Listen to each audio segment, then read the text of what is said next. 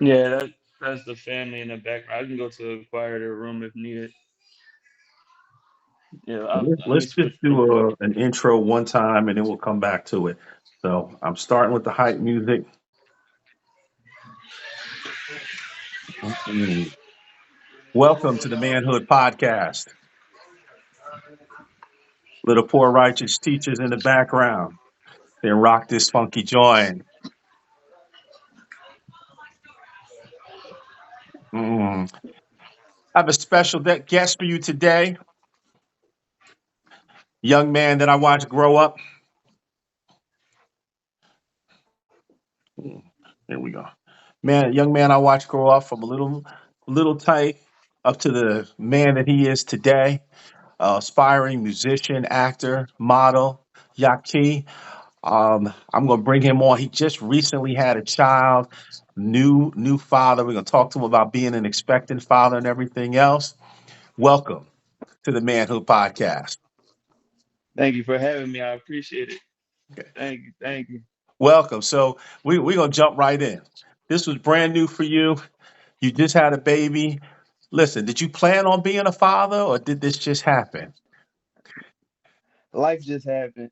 Life happened. It was not planned, but I knew once I got the news that I had to have a plan and be ready. So I feel like the transition wasn't hard at all. When I got the news, I was in a happy place. Uh, my son's mother was in a happy place. She's really my best friend. Definitely the woman that I'm going to marry. So everything happened. It's like a flow. It's Yeah. flowing real smooth. Okay. All right. Good. So, as an expectant father, were you, rubbing feet, making sure she had everything that she was craving for, going with her to the prenatal visits and everything? It's crazy how it happened. So you know how they say it only takes one time. So I met her in California, and she graduated, got her master's and everything. Very intelligent, very beautiful woman. So she's very well rounded. She went back to Tennessee because of the pandemic. She's working from home, so why not be home with her parents just to save up more and take care of responsibilities. I went out to Tennessee on some business. I was only there for like 2, 3 days. Yeah, so saw her one night, and this was September 9th, I believe was the exact date. So September 9th, I went out there to see her. We had a night together, and then I say around like the 17th, like mid-September, like going into October. We talk often, so I'm calling her. She's like, "Yeah, I've been tired lately. I'm feeling tired, this and that." So I'm like, "Get a pregnancy test." And sure enough, she called me back like, "Yeah, I'm pregnant." So I'm like, Okay. "Wow, yeah, it happened." You know, but I called my parents. We called them together actually, gave them the news. They were happy, so that gave me more confidence in that it was the right decision. My mom was through the roof. She Okay. already liked Chelsea. She loved Chelsea from the moment she met her. So she been wanting me to well, give her a grandchild for probably like a decade now. Probably like a decade now. So after speaking with my parents, we called her parents, spoke with them together, let them know the news, and everybody was happy. So Hmm. it was the right thing. Okay. Life happened, and it Okay. happened in a Good. great way. Good. So I really was lucky. Pregnancy was uneventful. I know with my first son, and you know him. I don't call my kids names on the podcast. If you know him, you know him. If you don't, you don't. But Right. my late wife Lisa, she was sick the entire 9 months, throwing up the whole time. Yeah. Um, Uneventful pregnancy. Anything happened? That was It was notable. it was very uneventful. It was real smooth for her the whole time. Me being in California and her being in Tennessee, I would make it a point to come visit when I could. Make sure I could check on her, do the physical thing, like you say, foot massage. Make sure she has her cravings. But the times that I wasn't there, I was able to send money to her sister, like her whole family, like really, really dope, really supportive. I was able to send money, get her little spa days and all that, make sure she had the stuff that she needed to feel comfortable. Just talking to her every day, Okay. FaceTime, moral support. Try to give her a lot more moral support because I couldn't get a physical. Right. unless I was there.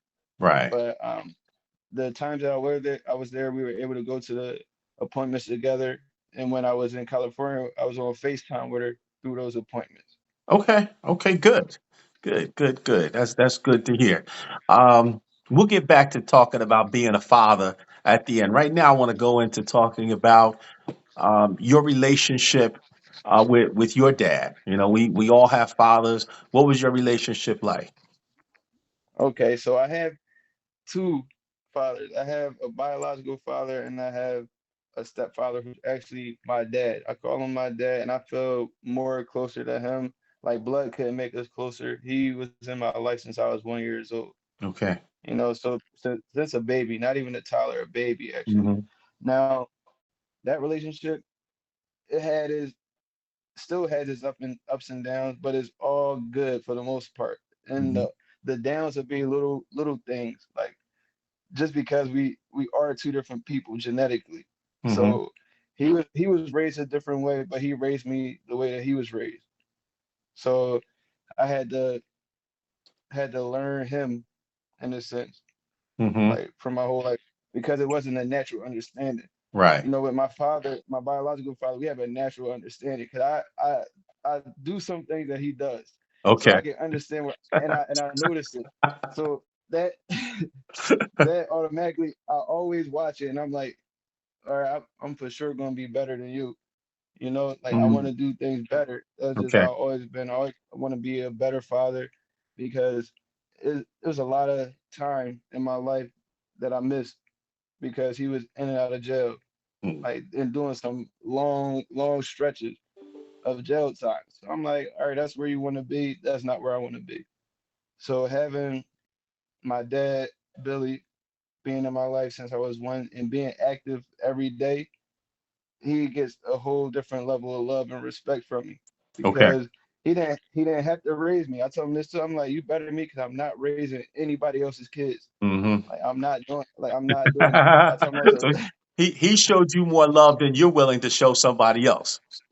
exactly, and that's me being honest. That's me Hmm. being honest. Like, and I done dealt with women who had kids, and it's just a natural love from being a genuine person. But even still, I know my place. Like, I'm not going to just like, oh yeah, I'm gonna marry you. You know, I'm Uh-huh. gonna marry you and marry your children too. And I know I've been a handful. Like as a child, I really was like reckless, wild, didn't want to listen. Like I was a completely different person. Like Hmm. I was very, yeah, just wasn't. And I get that from my dad, so I know where it comes from biologically. So I Okay. had to, yeah, I So had to even though you develop didn't that. grow up with your dad, you still have a lot of characteristics of him. Yeah, I Yeah. did, and I had to learn that. I had to learn him and learn my father as well. So it really was more difficult to learn two people and try to Hmm. maneuver it and live in that household and get along and learn how to coexist Hmm. and be in sync. Okay. Okay. All right. So did you ever live with your biological father? I did for a small time, and that was when I turned maybe 19 to 21.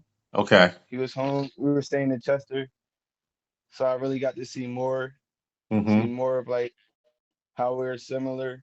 Right. And like I said before, it just let me know the things that I didn't want to do Okay. and the things that I wanted to be Right. better at. Was that like a rebellious stage for you?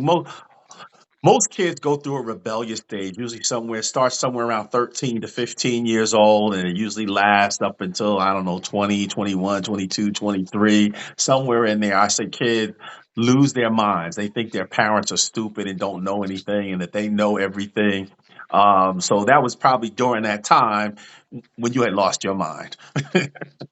Yeah, I had my gap was way longer than that. So I'm talking maybe from like maybe from 8 to 25 Oh, no, was not eight. yeah, yeah, 8 to 25 being rebellious. I was just like not understanding why. And it just recently I really was able to sit down with myself and understand that I really had trauma from my dad being away, not Hmm. even realizing it. You know, nothing happened to me physically, but just thinking back, and that's a lot of time that you missed out with your father. Like, Yeah. so there's a lot of things that I didn't Yeah. get to learn from him. I had to learn from my So, uncles or learn. so you said Yeah, he went to jail. How long was he in jail? From what age to what age for you? all right. The first time that I know definitely he went to jail when I was 1, and I didn't see him until 9. And Mm, then from I think I only saw him for maybe he was only out of jail maybe for 4 years.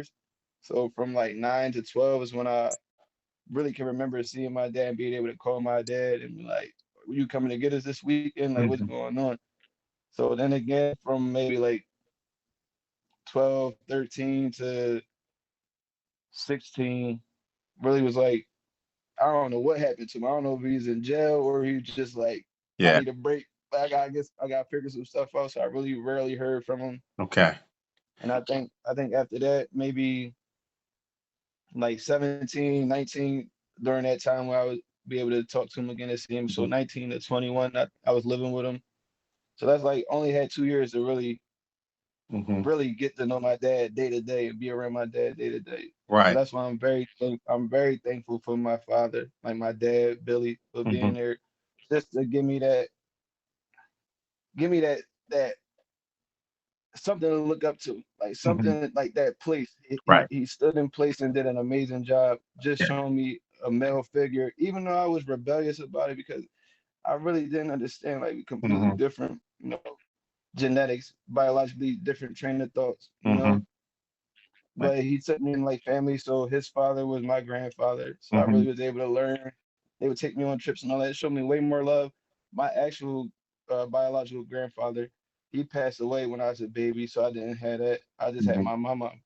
Okay. So as far as like all my uncles in and out of jail, Hmm. like my whole life growing up.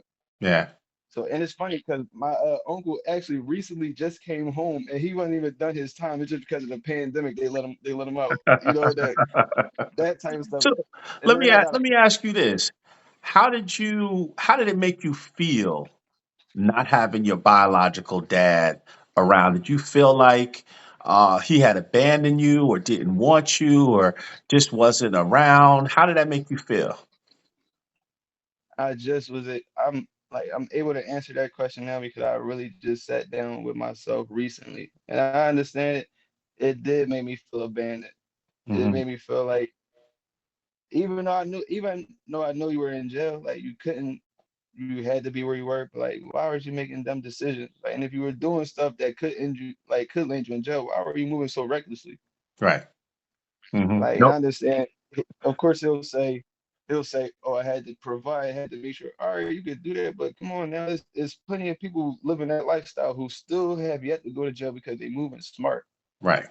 Right. Like so Right. that let me know he was moving out of desperation. Hmm. Like, Yeah. you were feeling overwhelmed, so like Yeah. you panic. You're like you're moving in a panic. You're Yeah. being panicked. So I'm like, Hmm. You bring up a yeah, I good talked to him. point. You know, your father, Billy, set an example for you to follow of what Yeah, a good man is. And a lot of people don't have that example at all. So it was a right. blessing to have him in your life when your biological couldn't be there. But I'm sure there was always a desire to want to be with or get to know your biological, even though you had this other man here who had kind of stepped in. Always for a fact. That's definitely even with the music. I felt like that was always gonna bring us closer. So Okay. that's why like I was going so hard, you know, putting so much passion into it. Okay. So I always your felt like that. biological father did music? Yeah, yeah. I'm not sure if you or the viewers know, but CEB, that was a major group from Philadelphia back in like the 80s, Hmm. early 90s. But my father was Ultimate Ease from the CEB group of Hilltop Hustlers. They have I watched interviews with Fab Five, Freddie.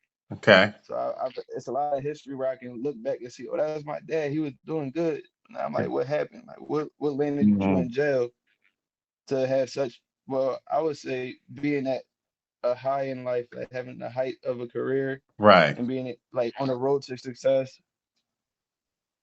Yeah. Okay.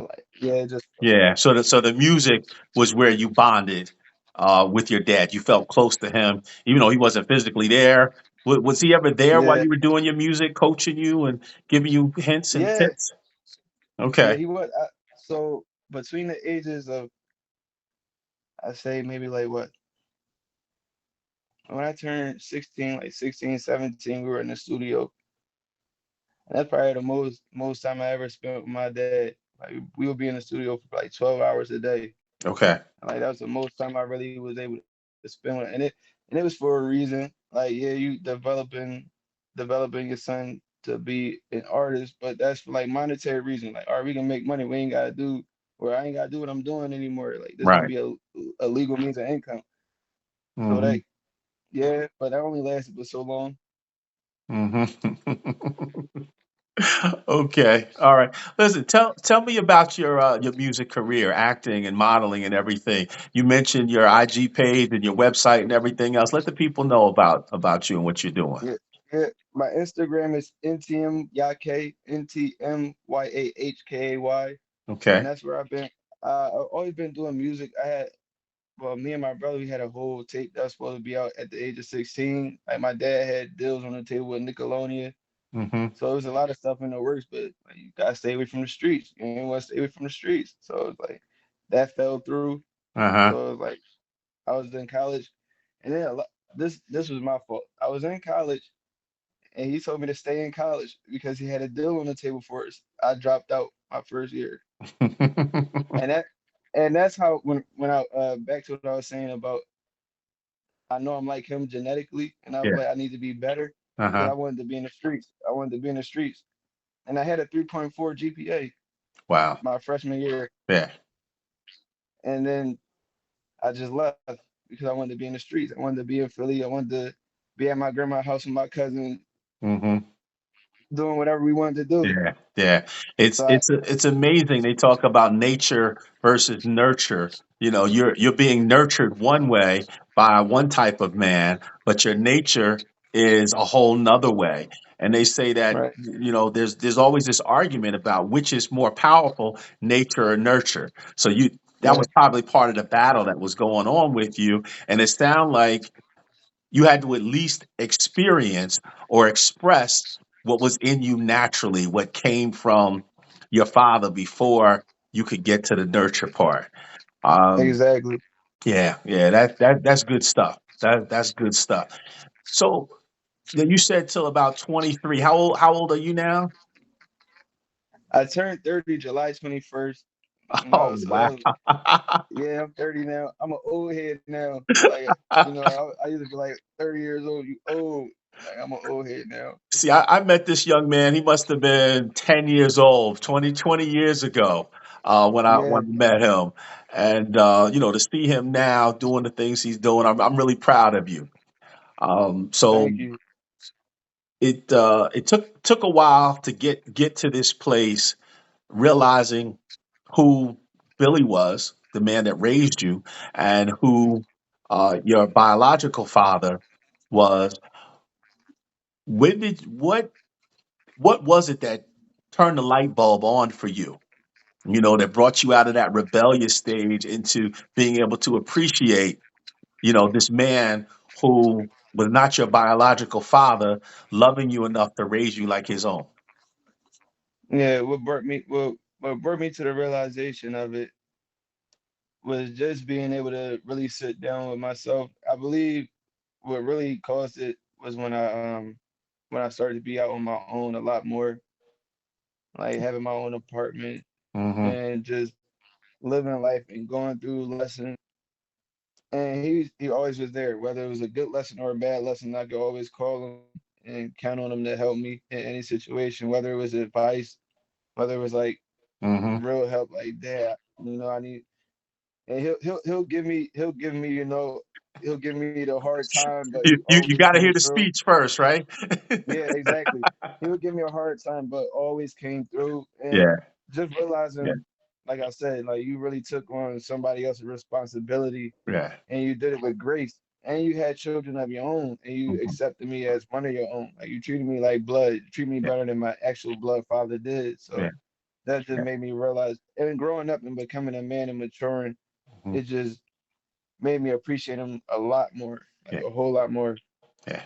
Yeah. You do appreciate what your parents do for you and have done for you. When you get out, you got to do it on your own. I know my kids have come back to me and said, Dad, how did you do it? You know, you were this, you were that, you went through this, you were out of work, for a period for over a year, almost 2 years at one point. How did you pay the bills? How did you make ends meet and stuff? Now that they're out there paying their own bills, while they were going through it, they were just having a good time. It didn't slow them down, Yeah, asking for stuff and everything else. And I would always say, with my kids, I would let them go hungry, but I wouldn't let them starve when they were away at right, college or whatever.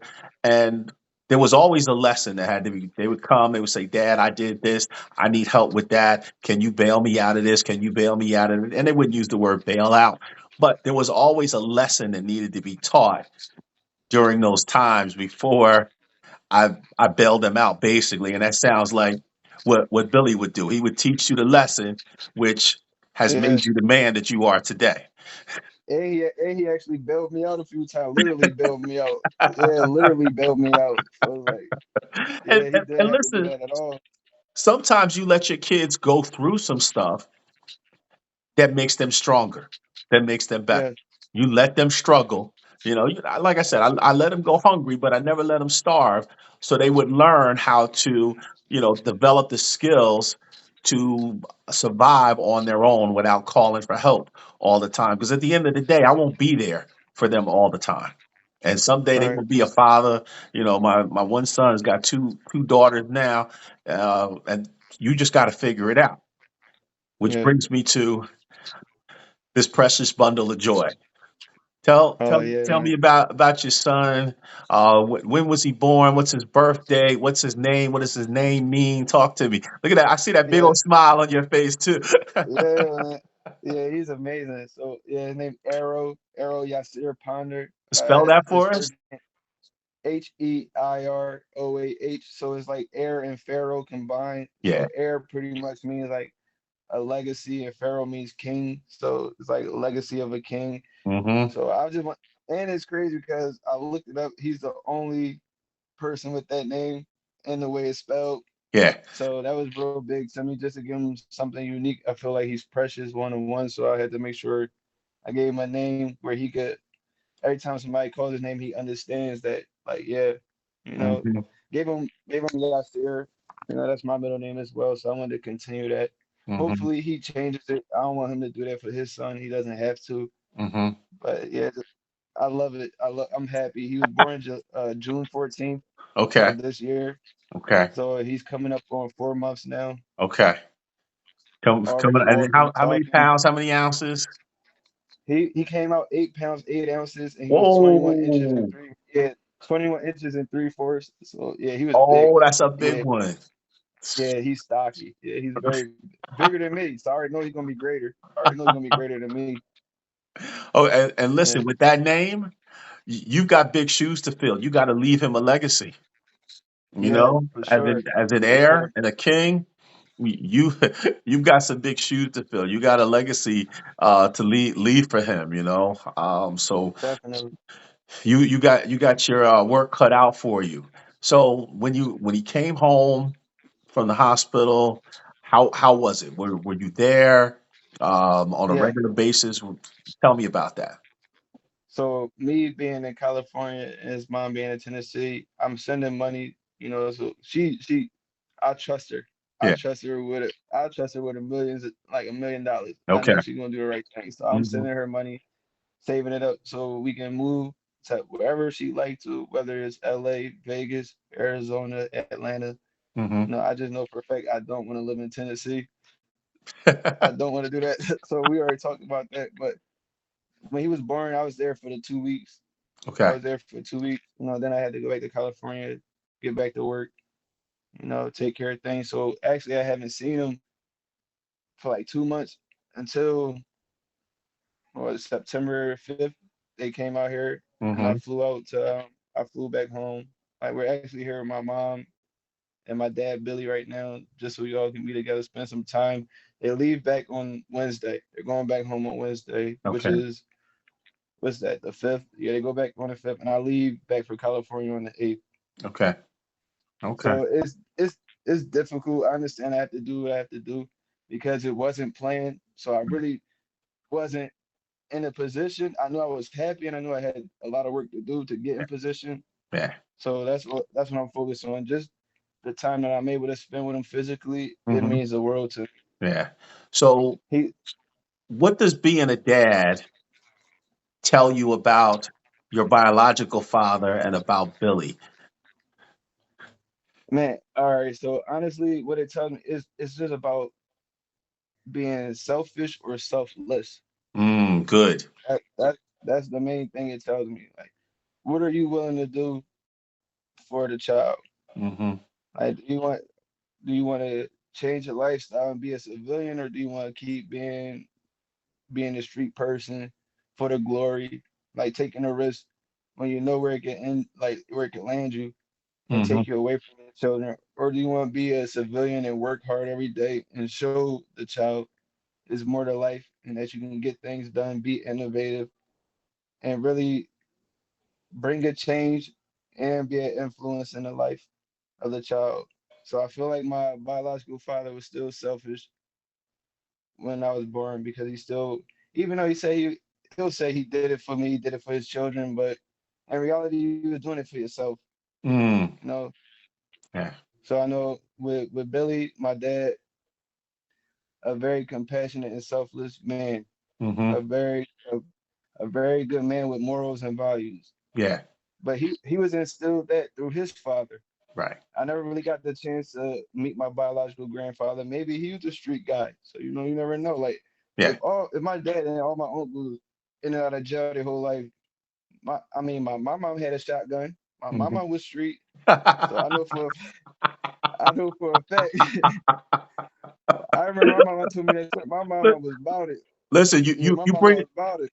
you bring up a good point. I talk about, in previous podcasts, if your father was a carpenter, the chances of you becoming a carpenter are very high. Most Yeah, likely, his father might have been a carpenter. Well, right. if your grandfather was running the streets, Yeah, most likely your dad was running the streets. That's yeah, what you learn and that's what you know. So now you out running the streets. right. It sounds like coming across Billy help you break that cycle for It yourself. for sure, for sure. And the question is, what do you want for your son? I want great things for my son. Now, at the point I'm in my life is all about doing things legally and using your talent. I feel like whether it's God, Allah, whoever you believe in, he gives you Hmm. talent for a reason. Right. He gives you gifts for a reason. So like I would be a fool not to use my gifts and my talents. And I feel like it's not even for me. Like I feel like it's everything's gonna work out better than I intended to because I'm not being selfish. I'm being selfless. Like everything I'm doing, it Hmm. already was for my family, like Yeah. my entire family. Now I have an immediate family, so that gives me even more passion and more drive. Hmm. And I feel like success is gonna come because it's not desired. I feel like I'm just flowing with it. I'm Hmm. using my gifts to uplift people Right. and make people happy and give them hope. Hmm. And I feel like when you are a blessing, you are blessed. Yeah. Yeah. So I Yeah. want my son to see that. He's gonna be way more intelligent than me. I'm never going to put any doubts into him. Yeah. Like whatever he wants to be, I'm going to be behind him 100% and make sure I'm there 100%. Hmm. Even if he falls, I'll no, you're doing a good job. You did a good job. Right. Like try again. Don't stop. Don't give Right. up. Keep Right. going. So I know even with tummy time, Hmm. he'll fuss, get upset, but he doesn't quit. Like so, I see it Yeah. in him already. He has Wait. What's everything he tummy needs. time? Tummy time is laying him on his stomach so he can Uh try to. My head is big. I had to grow into it. We're gonna be honest. So, my my son mom got a head on her too. Like we go back and forth. We go back and forth. I say her head is bigger than mine. She say mine is bigger than hers. So Either way, the young yeah, either king has way, got a big head, huh? yeah. he got a lot of room for brain growth, you know. So I already he got a lot, that brain power gonna be something crazy. So I just want to make sure it's always positive things being spoken into him. I Hmm. just know I want him to know that even if you fail, you're not a failure. You know, Ooh, that's good. That's only a good. failure would give up, Hmm. or even let somebody convince him to give up. Yeah, yeah, yeah. That's good. And you talked about selfless, and you talked about your biological, yeah, selfish, and your biological dad. Um, Say something about being selfless and Billy that raised you. Oh yeah, he made a lot of sacrifices for me. There's a lot of things I know that he wanted to do and Hmm. had dreams of doing, and he gave that up and he took on a role of being a father to me. Hmm. You know, he an amazing architect. You know, I feel like I owe him a great deal. Hmm. When I'm in a position to do it, I definitely want him to keep pursuing being an architect. I want to do everything in my power to help him start that business because I feel Hmm. like he still can do it. Yeah, I feel like he's yeah. still gonna and he's gonna be great at it. So Hmm. he gave that up to work for SEPTA, you know, to go on to become what a schedules manager for a different company now. Like Hmm. working, he showed me that you can elevate in life working. Right, right. So he was very selfless in giving up his time and Hmm. giving up his wisdom Yeah, yeah. to instill it into me, even at, during the times in the years where I wasn't accepting it. And he Hmm. still would sit down and give me those speeches. Like even when I'm like, I'm not hearing. I know you can see it in my face. I'm not hearing it. And like, I know. There's plenty of times he was telling me something so real, and I'm just like, mm-hmm. Like I know he probably was Like it's water off a duck's back. It's not penetrating. You're not trying to hear it. It's not at getting all. in. But let me ask And you I know, this: did you ever remember those things when you were in trouble and be like, "Oh, Billy said this." yes, when it was. I remember when it was too late. I remember when it was too late, and now I remember everything so vividly. It's like I really can recite word for word some of the speeches he Yeah. gave me, Okay. and I know like when the time, and that made me look at myself too, where I'm like, if I would have just applied these gems way sooner in life, like Yeah, where would I be? But I don't spend too much time on that because I feel like everything happens for a reason. But it's it like does. It does. I'm truly blessed Hmm. and like thankful that he was even taking the time to talk to me when he knew I wasn't receiving it. Yeah. I Yeah. didn't have the mental capacity to receive it Hmm. Yeah. because I didn't know myself. I was still trying to figure myself out. Yeah. Hmm. Yeah, yeah. That's like I say, for the people listening and everything, I know his father, I know his mother. I've had conversations with them about you, encouraging them. I'll talk about in my podcast some of the struggles I went through with my oldest son, and I always tell them there's a lot of greatness in you. I look at my oldest son now. When he was in college, you couldn't see the greatness in him. He was cutting up, doing stuff that I did not expect him to do, did not want him to do. But now when I look at him and I listen to him talk and everything, I'm so very proud of him. And I said the same thing to your mom and your dad about you. Listening to you now, Thank you, watching you over the years, I can see the greatness in you. thank you. And I'm not. You haven't gotten there yet, but when you Yeah, I get still got a there, long way to go.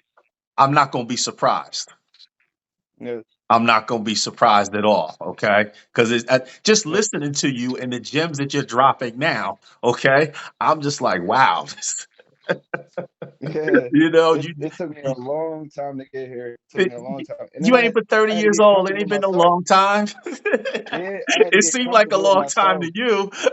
Yeah, bumping my head so many times, like just Yeah, doing the wrong thing. Like, yo, I gotta get it together. yeah. Really get it together. Yeah, yeah, yeah. But listen, I'm proud of you. You talked about your biological father. And I try not to go to scripture, but that's where I was raised in the church and everything else, studying the Bible and everything. The Bible talks about honoring your mother and your father, and that talks Yes, about the biological. But it also says obey your parents. The ones Yes. who raise you, those are the ones that you should follow. Those are the ones that you should obey. So you have those two men in your life. Thank God for both of them. Yeah. But recognize and realize who you need to follow, and who you just need to. Okay, that's my biological. I'm gonna honor him. I'm not gonna do anything to hurt him, curse him, or anything like that. But I can't follow the example that he set for me. And that Exactly. should be the lesson. So you now got a little man watching you. Okay. Yeah. I used to tell some of the older folks I was around, I like, you didn't tell me that it was gonna be like this when I had a child. You're Yeah. helping somebody right now being on the podcast. I'm gonna help you. Spend as much time as you can with your son. Yes. Every day you miss, you do not get back. He is only 1 year old, or an infant from 0 to 1 Yeah. Yeah. for About to be 4 months. Yeah. 365 days. Every day you miss, you do not Yeah. get back. And it's such a fast time of growth. During that time, you want to spend as much time as humanly possible with him. I understand y'all living in different places, but remember that, because you don't get the time back. You don't get to make it up again. You know. Right. Okay, so you definitely want to do that. Listen, folks, thank you for listening. The Manhood Podcast. You can find us on YouTube, Spotify, iHeartRadio, Apple Podcasts, Google Podcasts. Tune in, listen to us. If you are a father, have a father, want to be a father, know a father, you should listen to this podcast. I saw posted on social media, friend of mine, female friend of mine, she said, this podcast sounds like it's for men, but you should listen too. She was exactly right.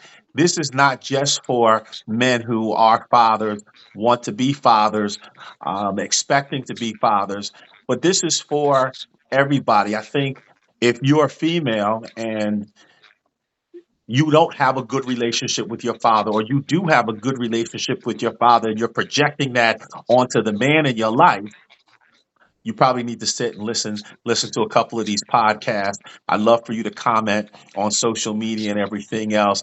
Listen again. Thank you for listening. Look for our next episode coming to you soon. Good night. And thank you. Thank you for having me. I appreciate it. Listen, you